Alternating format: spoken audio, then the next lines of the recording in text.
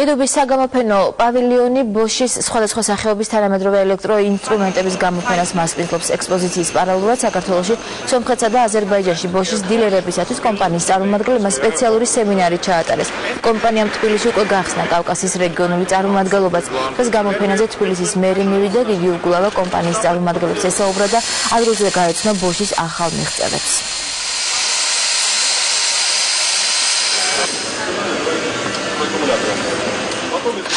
კავკასიური ოფისის შექმნა სწორედ თბილისში ხელსაყრელია იმის გამო, რომ აქედან აზერბაიჯანისა და სომხეთის დაფარვა ადვილად ხდება.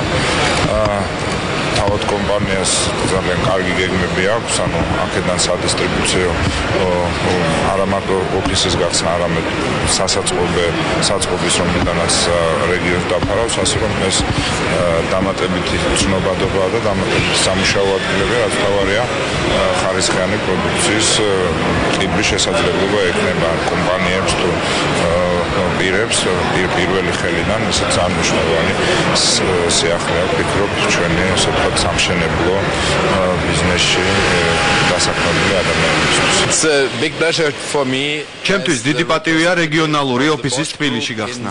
ახლად გახსნილი ოფისი სამი ქვეყნის ბაზარს მოემსახურება. თბილისი ერთგვარად კოორდინატორი იქნება მთელი კავკასიის რეგიონისა. არჩევანი საქართველოზე იმიტომ შევაჩერეთ, რომ თქვენი ქვეყანა სტაბილურია და აქ ბიზნესის კეთება მარტივადაა შესაძლებელი.